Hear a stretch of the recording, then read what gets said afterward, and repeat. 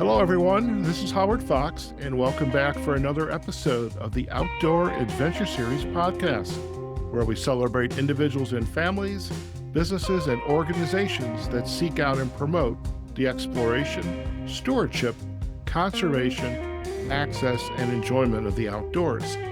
Adam Ducharme is our guest today. Adam is the tourism director for Visit Leadville Twin Lakes, the destination marketing organization in Lake County, Colorado. Adam, it's a pleasure to have you on the podcast. How are you? It's a pleasure to be here, Howard. I'm doing great. How are you? I am doing fantastic, and I love that you have this beautiful background behind you. And for our listeners, I have to share, Adam gifted me with a nice background myself. So before we kind of jump into yourself and the work of the Visit Leadville Twin Lakes DMO, the picture behind you, what are we looking at?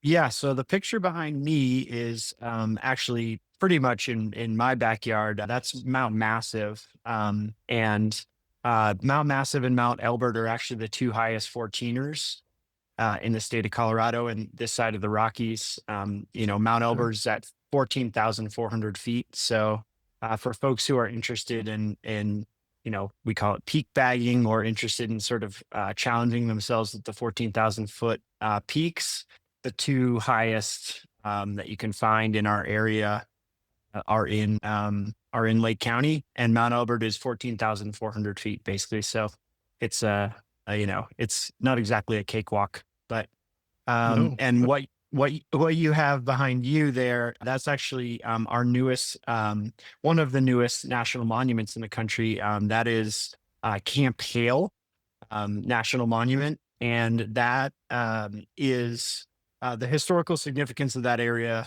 goes back to the Ute people. That area was part of one of their routes that they would move through and sort of migrate through in the summer and winter. And then also it is that area, the Pando Valley, it was called, was integral for World War II. So they actually set up the 10th Mountain Division was created there. And they actually set up an entire military complex kind of on the ground below you there to train soldiers in how to go to Europe and engage in World War II in snow. So they actually did the first ever sort of high mountain, high Alpine training facilities for the U.S. military was right there below you. Oh, wow. And so some of the photos and, a lot of the artifacts still exist from that area. And Ski Cooper is very close to that location. And that was the historic hill, Ski Cooper Hill, which is in Leadville, Lake County, was actually where the soldiers trained. There is an old bull wheel there where they used to, they had the ability to get uphill and train on skis with, 80, 100-pound packs. And those soldiers, the 10th Mountain Division, were actually the first U.S. soldiers to engage in World War II. So, Oh, wow. Well, thank you for that history. And I know in the movies and in our history books in school, I've heard of the Mountain Division, and it's going over into Europe, especially in the parts of the France and Italy, where you have to cross the Alps and engage the enemy. But I never actually knew the history of where that training took place. And that has got to be definitely a site where a lot of the older veterans would come in and really come back to this site. It really reminisce, I would imagine that. So it's I think having veteran sites that are of significance in our country, and there's a lot of history and passion around that. So that's got to be a cool gathering for the various holidays we have. Yeah, yes, sir. We actually have a 10th Mountain Division ski day at Ski Cooper, because Ski Cooper is one of the most affordable and, family-oriented ski resorts in the state of Colorado. And it's actually independently owned, which is kind of a rarity nowadays. It's actually, the permit is held by our community, by Lake County government. And then there's a board of directors, a nonprofit that helps manage the property. And I mean, not only is it just incredible skiing, and both of my kids have learned how to ski there, but just the history, 10th Mountain Day, we go out every year, and there are folks who literally come from all over the world, Right. including veterans, to sort of celebrate. And they do a big parade of skiing down the hill, with the various flags of allied forces who helped be a part of that effort. So, Okay. and there's also a memorial right on the highway, because the Camp Hale National Monument, as well as Ski Cooper, are on the top of the Rockies Scenic Byway. Which, the top of the Rockies Scenic Byway, for anyone that hasn't gone to visit that, it's one of the most remarkable and beautiful drives in the country. I'd put it up against the Million Dollar Highway and sort of a lot of the really iconic, well-known um, drives. And part of the reason for that is we have Independence Pass, which is scheduled to open on uh, Thursday, the 22nd of May at 4 p.m. They are Tomorrow. racing. Yeah, yeah, exactly. For Memorial Day weekend, because they are racing to the finish. We have been getting some snow, so they have to kind of constantly go back up there and sort of clear out the snow to get it ready. But the Independence Pass, the peak of it is at the Continental Divide. Okay. And I mean, I actually biked up there yesterday and before the road opens, and it is just breathtaking. It's stunning. The panoramic views and just being on the Continental Divide, and it gives you access to Twin Lakes and Leadville on one side, and then Aspen on the other side. And it's a once in a lifetime experience for sure. So I appreciate you sharing the description of the byways and the Independence Pass, uh, and I would love to see that beauty someday for myself, my own eyes. But I am Yeah. curious, and for our listeners, I usually will ask my guests to describe where is this destination map wise. And I'm familiar with Denver, Colorado. Mhm. I've Yep. crossed on I-70 a couple times, but where is Leadville, Twin Lakes, in Sure. Lake County? Yeah, so Leadville and Twin Lakes is only about 2 hours from Denver. It's right up I-70, which is our main highway interstate. And it is it is kind of an easy drive, all things considered. And that's why quite a few of our visitors do come from Denver, as well as folks coming from Colorado Springs. And folks that are coming from Colorado Springs, they have an amazing opportunity to drive on 285, which is a road that kind of brings you through this beautiful valley and gets you into the Arkansas River Valley, which is where we're located. And I have, quite a few folks that I visit in Colorado Springs, and part of the fun is getting to do that drive.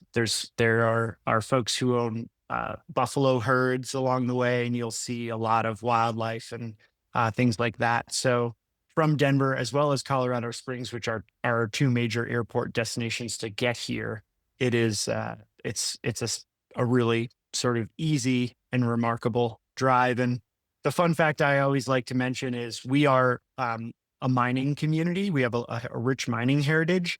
And for years, Leadville was being considered for the state capital Okay. because for gold and then silver, Leadville, Colorado was actually the largest economic contributor west of the Mississippi for a while. We're considered kind of the gateway to the Western expansion.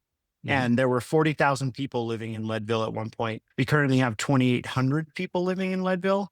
And so I cannot imagine what it was like when 40,000 people were living in Leadville. But Wow. yeah, they ended up choosing Denver because of, for anyone that's ever driven, especially from Kansas into Denver, that's where the Rockies kind of start.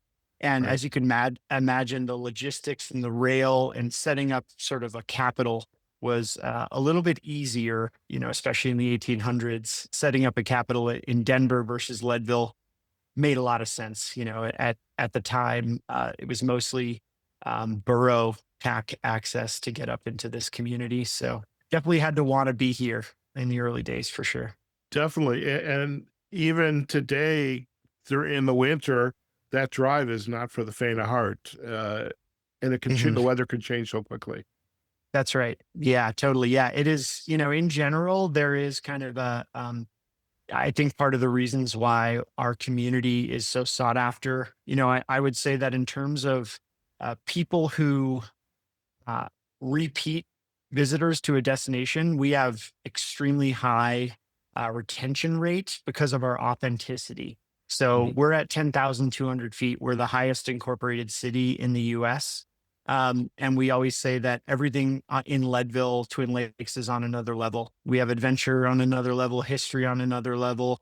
We do our events on another level, like the Leadville 100. But there is a lot of authenticity. You can still feel and see the mining history here.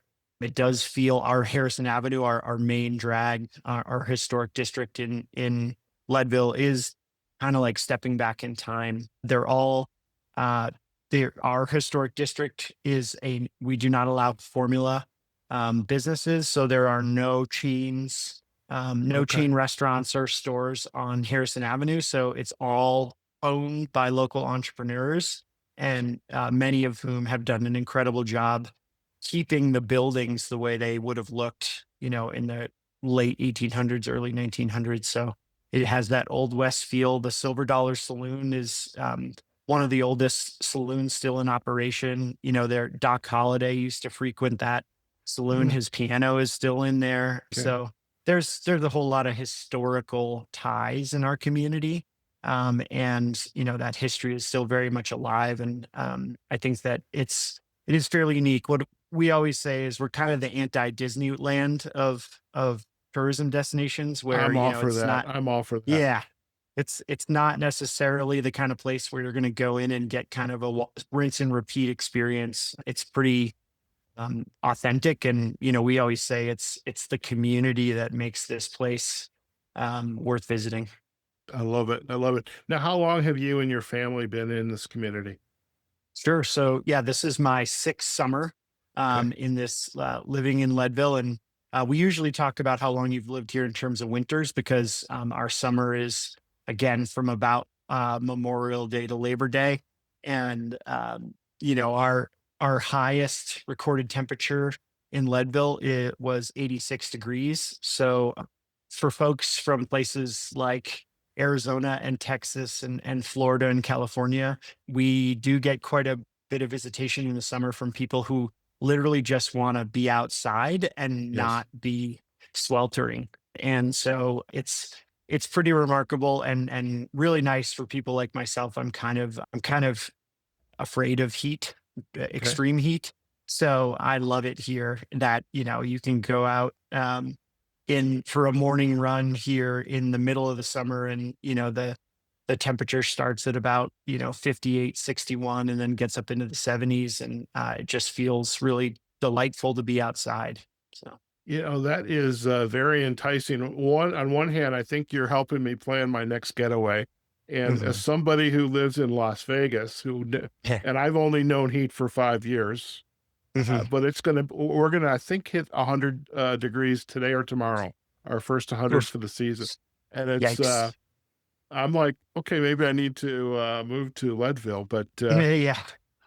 I what I love about this area, and is certainly the history, everything from the mining and just the westward expansion, is it seems like this destination has a lot to offer, a lot of different constituencies.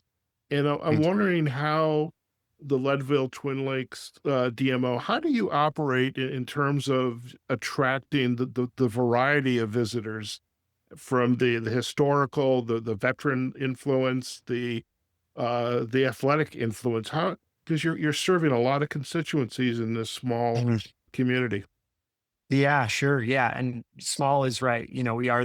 I often like to brag, we're the 62nd largest county in Colorado, which puts us at the bottom of the list. And, but yeah, at the end of the day for us, we really do lean on sort of the, um, we lean on the fact that uh, our history and our events and kind of the assets that we have kind of do speak for themselves. Again, we have the highest 14er. We are home to the National Mining Museum. So literally the National Mining Museum and Hall of Fame, the sort of the birthplace of mining heritage, is here in Leadville, Colorado. We host Boom Days the first weekend in August, and that is just a celebration of everything mining culture in the Old West. And that is a pretty unique event. And then, aside from that, the Leadville 100 since 1983, excuse me, has kind of taken on a life of its own. The Lifetime is our the folks who help us put on the event, and that event has grown from a few hundred people running and 400 people biking to now we have 1,200 bikers and there's 800 runners, and we have about a 2-year waiting list. It's a pretty coveted accomplishment to be able to go out there and run and bike 100 miles. I'm going to attempt the bike for the first time myself this year. And, 100 miles is daunting, but the 12,600 feet of elevation gain that you do during the course is actually the part that is going to require the most amount of determination and grit. That's a And killer, by the way. That just yeah, sounds like it.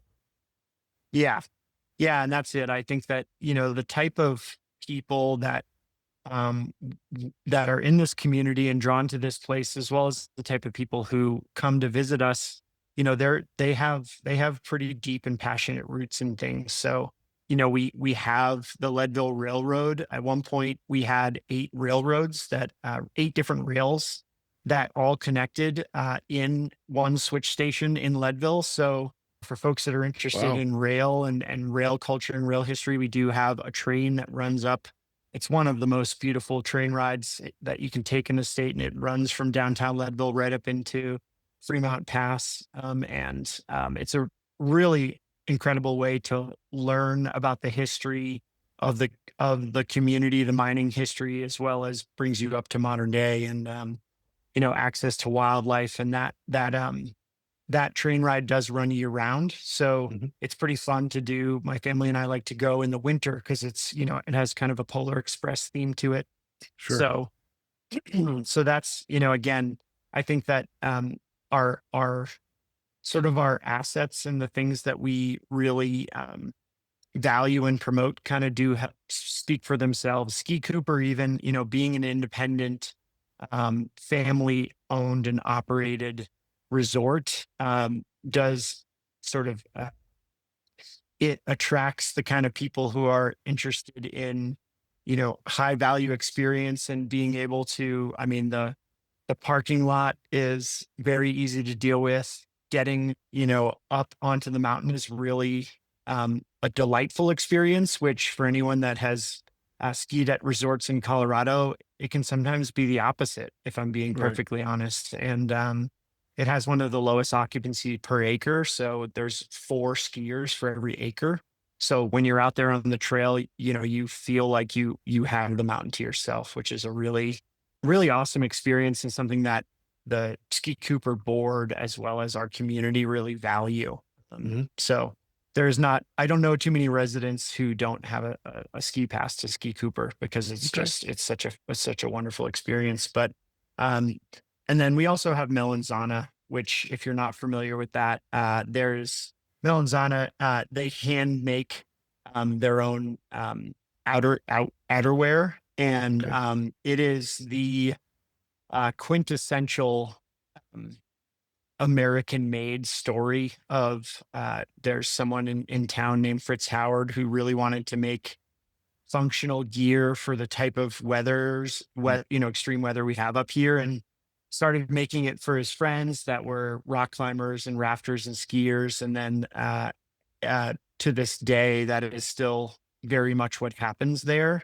And they have an appointment only policy. So the only Mhm. place that you can get Melanzana is at the store in Leadville, Colorado. You have to make an appointment to shop because everything is made in house. So Okay. when you come into the store, you see right behind the desk, you see the sewing machines where they're actually making the sweatshirts and shirts and pants and things like that. And the waiting list at one point was about 8 months long, Oh, and really? they've really worked hard to try and up their production, but their whole philosophy is that they really want the shopping experience to be good for everyone that goes there.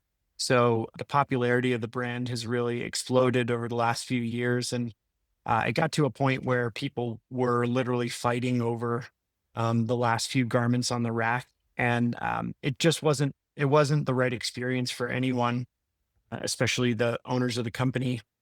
Mhm. So they instituted during COVID actually an appointment process, which is really helpful during COVID, and they've continued that philosophy because they want anyone that goes in there not only to not feel like it's shopping on Black Friday, but also just to be able to ensure that there are sizes and styles for everyone. And they change the color patterns and the colorways every single season, and so you're never folks are never going to have the same exact garment, Mhm. throughout time, and that's part of what makes it special. And it's definitely an experience. So we do get quite a few people that come from all over the world who they're coming to visit Leadville, to go to Melanzana and then learn about our community. So I love we it. we have some pretty unique things. I love it. But I'm curious, you've spoken a little bit about now the merchandise, the activities of the skiing, the rock climbing, the various hunting sports, whether it's fishing or wildlife, Mhm, the race, obviously. mhm. And in this small community, how do you decide? Well, before I ask that question, well, let me ask the question, but you don't have to answer it just yet. How do you decide where to put your marketing dollars? Because you are a destination marketing organization. But the question before that for me is many DMOs get their funding from a local bed tax, or they get their funding from grants or the county tax structure. How is this DMO essentially funding these wonderful activities and using variety of promotion vehicles like this podcast, for example, to get the word out to come to Leadville? Because it is a small community. You don't have the big chains, but you still have to get money in to basically promote yourself. How are you doing that? Yeah. Yeah, we do partner quite a bit with the Colorado Tourism Office. So we definitely stretch every dollar to $10. That is definitely the case. We are surrounded by a lot of the larger resort communities. So, around us is Breckenridge, Vale, Aspen, places that at the end of the day, they have let's just say a much more sophisticated and well resourced operation. And for us, I have a staff of one. So I have myself, and then I do have um, a deputy director of tourism that I don't actually want to think about how many hours we work collectively, but we leverage in Lake County, we leverage a 1.9% accommodations tax, and then in the city of Leadville, we actually instituted it's the 1.9% in Lake County is a lodging tax, and then in Leadville we in 2021, we created an accommodations tax. So it's actually a 5% tax with it if you Okay. stay within the city of Leadville, and 3% of that 5% goes towards housing efforts. So it goes towards sustainable housing efforts and workforce housing efforts, and then the 1.9 um, flows back to the tourism panel. So and the work that we do. So we do leverage a bed tax, Okay. and that is our revenue source. But as you mentioned, we do a lot of work with the Colorado Tourism Office and leveraging grant funds. I think we're actively working on three different projects right now. We're working on a dark sky certification. We're working on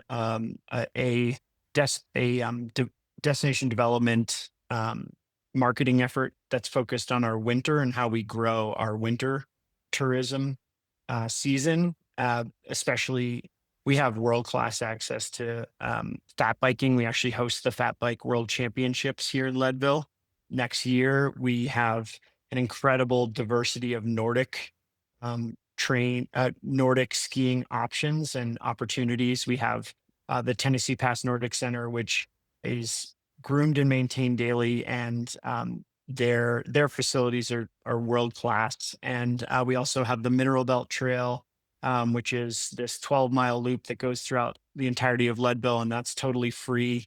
And that is supported by a nonprofit in the community that helps maintain it.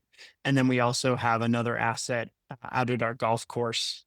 So there's so many groomed options for Nordic skiing, and we're working with them to sort of figure out the best ways to lean into those opportunities. And then we're also engaged on the destination stewardship side. We're engaged with the Colorado Tourism Office to create a whole host of fat biking and mountain biking messaging and trail maps that really lean into the Do Leadville Twin Lakes Right campaign, which is something that basically just allows folks to understand how you protect. Um, excuse me. We're working with the Colorado Tourism Office on a destination stewardship effort that allows us to create trail maps and messaging to let people know about the Do Leadville Twin Lakes Right campaign, which is actually a state-sponsored campaign where, and that's called Do Colorado Right. So when people are considering Colorado, we hit them with messaging that lets people understand sort of the best ways to help protect Colorado. And when you land at the airport, you're seeing it on public transportation. And then when you get up to Leadville, we have messaging that's very similar, but specific to our community. Things like connect with respect, and plan ahead, and ease into the altitude, just so that we can help people sort of have the best experience possible while they're here. And the thing I always tell people is, if you invited someone over for dinner and they walked in with their shoes on, you wouldn't yell at them and say, "Hey, take your shoes off." You would ask them politely, "Hey, we don't wear shoes in our home." And so I really feel like the types of messaging and the things we're looking to accomplish are just letting people know, we are a small community. We do have 75% of our community is open space. So, and it's very fragile. Our biodiversity, and we're in a high alpine environment. So the tundra, all these things are very fragile. And we want people to understand how they can help us protect it. So we're working on a set of trail maps for our mountain biking, hiking, and some of our winter assets around that. Excellent. So yeah, a variety of ways that we Okay. accomplish our goals. Excellent. You mentioned something that's been on the back of my mind, which was helping visitors. And I would put myself in this category coming to Leadville for the first time. I don't fare very well when it comes to the altitude. I can Mm, drink gallons of water. Maybe that's mhm, not the right thing to do. But mm. how do you help prepare the visitor with suggestions or guidance to come into this high altitude community?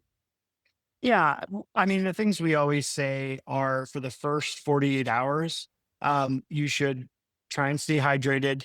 You should temper your expectations around, what activities you're most invested in. We do have people who come right from Denver International Airport up to Leadville at 11 or 12 o'clock in the afternoon and ask if they can go hike a 14er. And we suggest to them that they give it a couple days and that they set out early, because, again, um, where people get themselves in trouble when they're doing high alpine hiking is, there usually is an issue with one of the 10 essentials, right? And the 10 essentials are things like extra layers, food, water, maps, you know, having an emergency backup, shelter and plan, things like that. Because at the end of the day, what I always tell people is, like, I hope you didn't actually come here just to get on top of a mountain and take a picture for your Instagram. Like, you're actually here to slow down and to be on vacation and take an extra breath or two.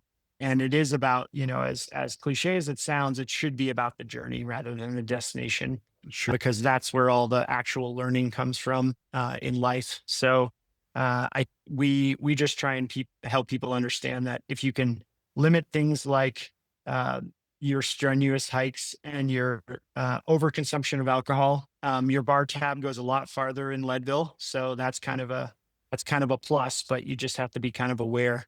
And if you can ease into it, you will have a much better experience. I love that. Well, I will definitely be cognizant of that when I visit Leadville someday because I would love to. I mean, the drive from Colorado Spring, that sounds Yep. fascinating.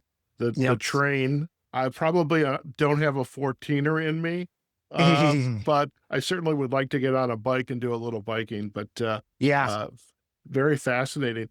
Adam, I would love if you would entertain us a little bit by taking us on a tour of your Sure. website. So this gives Yeah. our listeners and viewers on YouTube another flavor of what's available to them. So if Yeah. you're open to that, I'm Yeah. going to Go right go ahead. ahead through the miracle of modern technology. And by the way, before our episode, I was looking at the Dark Sky Initiative because that was the first thing I did when I moved to Las Vegas. Is I wanted to get out and see the stars, and I found a club that would go out and take photos of the Milky Way. And so I'm excited about what you're doing in the Dark Sky Initiative. Yeah. All right, I am going to share the screen, and now I'm on that page right now, but I'm going to go Yeah. No back up, problem. and I'm going to.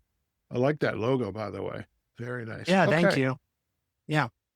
Yeah, and just a so little background on that logo. So this is a brand new website, and our logo and kind of our branding is fairly new as well. And it comes from the fact that our community, though we are defined by our peaks, we are a patchwork, right? We mhm, are a, a a very diverse group of people. So 40% of Lake County of Leadville Twin Lakes is Latine, specifically Hispanic. And so we do have an incredibly diverse community that we bond over a variety of different things, right? Not everyone is in it for the 14ers. We have a lot of folks that are really interested in OHV use. We have a national fish hatchery with some really awesome and easy, family friendly hiking trails with interpretation and things like that. And then we also have some incredible community parks where people can just do barbecues, and there's amphitheaters to host music and concerts and things like that. So it isn't, as much as we talk about it, we glorify things like the Leadville 100 and our sort of, some of the more aspirational, intense parts of our community. We are definitely very multifaceted, and there are. I have a 2 and a 5-year-old, and I'm telling you, we spend a lot more time at the park than we do, on the trails. So, very um, nice. and yeah, so this is our new site. If you were to go over to things to do, and go into the outdoors section, Okay, which is that top, yeah, that one there, and then if you scroll down from there, and click on the trails, this is a, okay, a new a new part of our website where the point of this website and kind of where we're at in terms of our rebrand is to try and make things as uh, accessible and sortable as possible, because as you mentioned, we do have quite a bit in our community that you can access, and it's a variety of things. So if you were to go down to the Twin Lakes area, so at the bottom there over on the left, on the other side, excuse me, that's the Hayden Meadows area, but down, yeah, down at the bottom one where it says Mount Elbert. I can follow Yeah. directions. Okay, Yeah, so click on that. And so again, this is a local artist made a watercolor for us of maps, which is really great. But this is, and again, brand new website, so we're still like creating brand new assets for this. But this allows you to access the trails and get to exactly the area you're looking for, as well as the type of trail that you're going for. So if you go back one um, and then go up to like, yeah, that turquoise lake, click on that and scroll down. And then, you can kind of see all the offerings. What we really tried to do is make things as kind of user friendly and getting to the information you want as quickly as possible. So if you go to plan your trip, um, and then go down to webcams, this is pretty desirable for folks. So if you scroll down, as you can see, the snow is cleared. So I think for a lot of folks to try and understand how things are in our community, right? There are some people who really want to catch that first snow, and then there are other people that actually want sort of the trails and the roads and everything to kind of be clear. They want to make sure that there's no more snow and that the trails are kind of cleared out so that they can come up. And then other people who are interested in understanding if Independence Pass is open, for instance, things like that. So this is a really good way to sort of very quickly check and see. And, another really great feature is we're one of the first communities to start to get the foliage change. So as you Mhm. can see in the picture behind you, Camp Hale, has that the leaves are starting to change. So you can check these cameras and you'll be able to see when the leaves are starting to change. And that's just we're happy to finally be able to let people get a live view of how things look. And then if you go to events, we host, yeah, the events calendar. We host um, a remarkable amount of events, especially in the summer. Mhm. So we are headed into a time where it's almost daily that we have events. So in the month of I'm June, coming July, tonight because I can go to trivia night. All right, I'll be there that's in a right. couple hours. Exactly. And yeah, the Pastime Saloon is again another one of these historic, you kind of have to be there to believe how it's like stepping back in time. But again, everything from film festivals that are being hosted at our historic Tabor Opera House, which our Tabor Opera House is one of the most breathtaking opera houses I've ever been in. It was built in 100 days by Horace Tabor, and it is, for a town that, for all intents and purposes, is kind of a mining community and was sort of you know, a working person's town. The opulence and the just experience of being in that opera house is incredible. So Very we yeah, we host all of our events on here, and that's a really great way to understand sort of all the things that are going on. And then if you go back up to the top there, the Do Leadville Twin Lakes, right? If you click on that, this is that sustainability messaging that we were talking about and okay. connect with respect. Again, these are just meant to be sort of tips to help people understand how to have the best experience possible. And again, destination stewardship and sort of responsible recreation and all those things you mentioned at the open, those are things that are near and dear to my heart and our heart. Sure. You, you know, if you scroll back up, actually, the next, excuse me, the next tab down. So if you go to Friends of Lake County, um, yeah, Okay. Friends of Lake County, that's actually the hat I'm wearing. So we actually created a volunteer organization called Friends of Lake County, and we actually host trips throughout the summer. And we really encourage visitors to come and help us where we do trail rehabilitation efforts.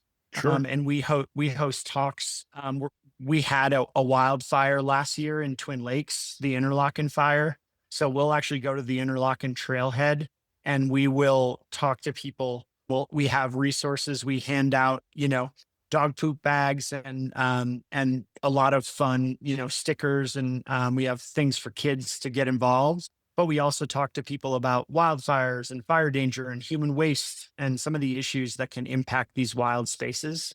Okay. So that's been a really great thing that we've stood up in the last few years. And then, yeah, you mentioned it, our Dark Sky Initiative. We are partnering with the International Dark Sky Association to get our certification for Leadville. So we're going to Right. become a dark sky community because our access to the Milky Way and the stars is just remarkable, especially down in the south of our community.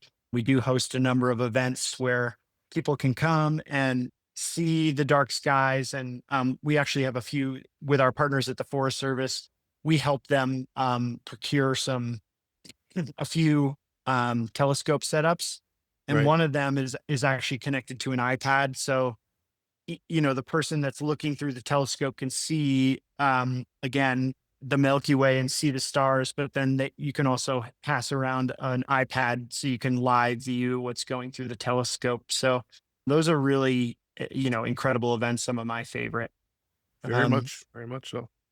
yeah. Okay. So and then if you go over to places to go, oh no, put me on the spot here. Things to do Okay. and go over to history.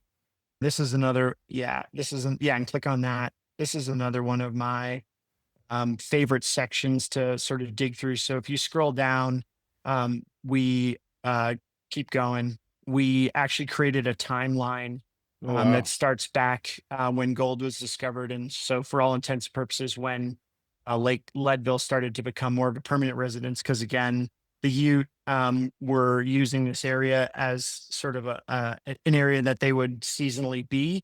But Hmm. this is when the mining boom really started, and then gold was discovered, but then quickly silver became kind of trumped gold in terms of its quality and the amount Hmm. that was found. And then folks like Horace Tabor and Baby Doe and the history of the Tabor Opera House and the Tabor Home and the incredible amount of wealth there. And then Molly Brown, the unsinkable Molly Brown, Oh, for wow. anyone that Okay. is familiar Yeah. with her history. So again, that whole timeline, I mean, it goes all the way to present day, but it speaks to, and it's interactive. So that'll, again, you can click on those links and learn more about, again, boom days and our history.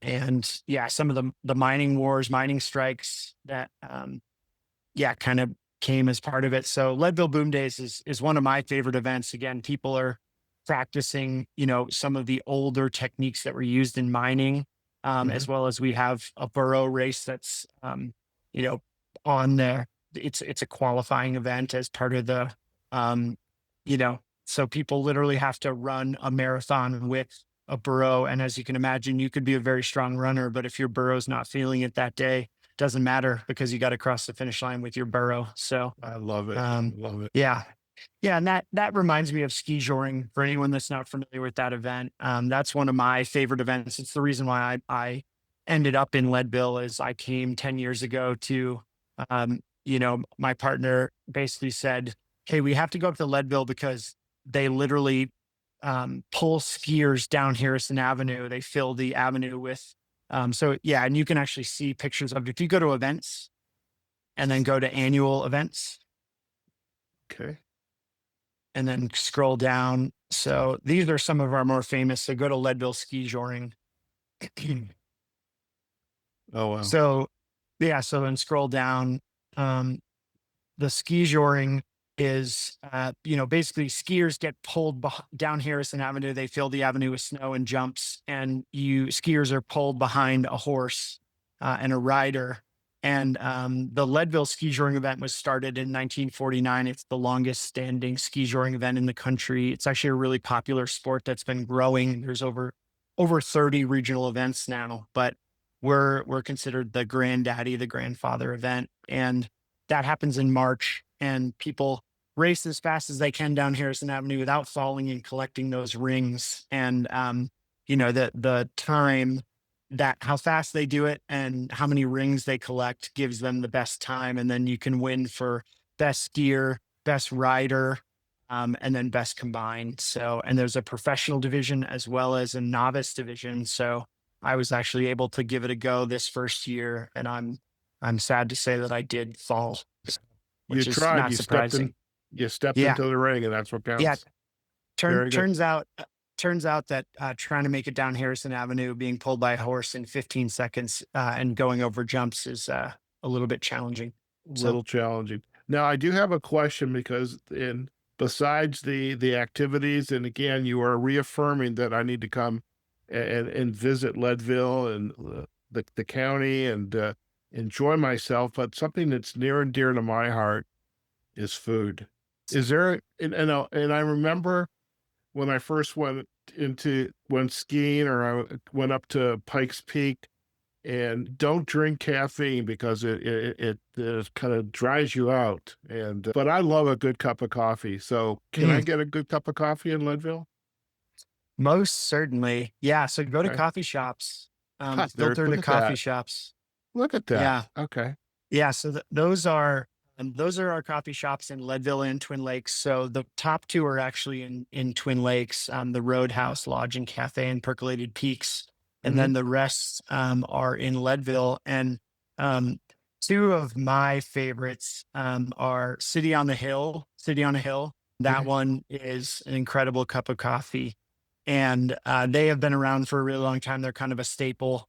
And the breakfast burritos there are to die for. And then the other one, if you go back, is before and after. And yeah, filter there Yeah. just so we can, Go. yep, and then go down and then before and after. Breakfast. That one is, so before and after is kind of a fun name. So the owners of one of the best restaurants in town, it's called Treeline Kitchen, Hmm. and they do incredible dinner, and they do take reservation, which is really nice. But right across the street, they started another um, outfit called Before and After. And the whole point is that before and after your meal, you can go to this coffee shop, and they have signature cocktails, they have small plate food. But they're also open from early morning to late night. So you can go there in the morning and get your coffee, get your espresso. I So that love it. place is really awesome. And if you go back one more time and indulge me, um, there is one more place Okay. that if you go to coffee shops, there is a place called Zero Day. So the matcha picture over there. Yeah. Ah, So if you click on that. So for anyone that's not familiar, we actually have the Colorado Trail and the Continental Divide Trail that go through our community, which right. is, for through hikers. And a 0 day, for anyone that doesn't know, is a day when you're out through hiking where you decide, I'm not going to hike any miles today. So that's a 0 day. You're taking 0 miles that day. And this was started by through hikers. And the whole point of this place is meant to be a kind of a community for people that are interested in the backpacking and hiking culture. So it's actually in a home, a historic home, and it's extremely cozy and super nice. They sell gear in there for hikers, and it actually is potentially what we call like a drop off location or a ship location. So if you are a through hiker and you want to send stuff to yourself ahead on the trail, you can actually go to 0 day and pick up your things or drop off things. So I love it. um, Yeah. yeah, Very good. it's a pretty cool, funky sort of place and experience. And again, we are a trail town. Like we very much lean into trail magic and trail culture, which is again a pretty important part of the experience for people that are through hiking. Fantastic. Well, I appreciate you for gifting us this tour of the website, and I'm sure there's a lot more to be seen. Looks like I just want to navigate to the bottom. Some great photos, and thank you for Yeah, sharing those. You've got yeah, so we've got our social links: Facebook, Instagram, Pinterest, and yep, uh, this is just it's a wonderful website. A lot of visual elements yeah, to it, so I appreciate that. I appreciate that. yeah. Yeah, Okay. my former life was as a filmmaker. So for me, I think that seeing is believing. So I'm a big proponent of being able to show people what they're gonna experience. Very good. Well, I am going to stop sharing, and let me just do that. Blank screen, stop share, and there we are. Back. I love technology. Now, Mhm. for some reason, when I refresh my background, there is a shot of the Milky Way, which I took out in Mojave National Preserve, but unfortunately, our listeners are not going to see that today because it didn't show up. Nice. But in any case, um, want to go get one more file here. There we go. And um, I am curious. Again, now that we have taken a look at the website, and as far as your journey, you and your family's journey to Leadville, what's been your big aha moment as you kind of arrived and taken in everything that this small mountain town and community has to offer?